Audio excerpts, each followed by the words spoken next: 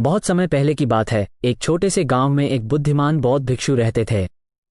उनका नाम आनंद था।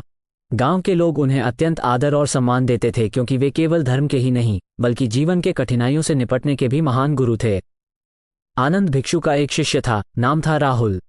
राहुल बहुत ही उत्साही और मेहनती था, लेकिन उसे अपने क्रोध पर काबू पाना नहीं आता था। छोटी छोटी बातों पर भी वह अपना आपा खो देता था और इससे उसे और उसके आसपास के लोगों को बहुत परेशानियों का सामना करना पड़ता था। एक दिन राहुल ने अपने गुरु आनंद से पूछा, गुरुजी, मैं अपने क्रोध पर काबू पाना चाहता हूं, लेकिन मैं ऐसा करने में असफल हो रहा हूं। कृपया मुझे मार्ग दिखाएं। आनंद ने मुस्कुराते हुए कहा, राहुल, कल सुबह तुम नदी किनारे आओ, मैं तुम्हें वहां कुछ सिखाना चाहता हूं। अगले दिन सुबह राहुल नदी किनारे पहुंचा। आनंद पहले से ही वहां थे। उन्होंने राहुल को पास बुलाया और कहा, राहुल, इस नदी को देखो। ये बिना किसी रुकावट के बह रही है, शांति और धैर्य के साथ। यह अपने मार्ग में आने वाली हर बाधा को पार कर लेती है, बिना किसी क्रोध के। क्या तुम इस नदी की तरह नहीं बन सकते? राहुल ने उत्तर दिया, गुरुजी, ये तो एक नदी है, ये कैसे क्रोधित हो सकती है?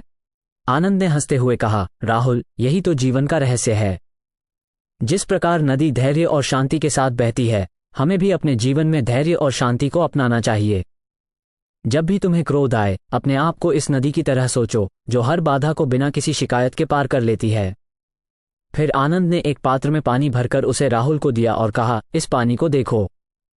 जब इसे हिलाते हैं तो यह अस्थिर हो जाता है, लेकिन जब इसे शांत छोड़ देते हैं तो यह स्थिर और स्पष्ट हो जाता है। हमारा मन भी इसी पानी की तरह है। जब हम क्रोध करते हैं, हमारा मन अस्थिर हो जाता है और हम सही निर्णय नहीं ले पाते। लेकिन जब हम धैर्य और शांति से काम लेते हैं, हमारा मन स्थिर और स्पष्ट हो जाता है और हम सही निर्णय ले पाते हैं। राहुल ने गहराई से इस बात को समझा और अपने गुरु की बातों को आत्मसात कर लिया। उसने धैर्य और शांति के मार्ग पर चलना शुरू किया और धीरे धीरे उसने अपने क्रोध पर काबू पा लिया। अब वह न केवल एक बेहतर व्यक्ति बन गया, बल्कि दूसरों के लिए भी प्रेरणा का स्रोत बन गया।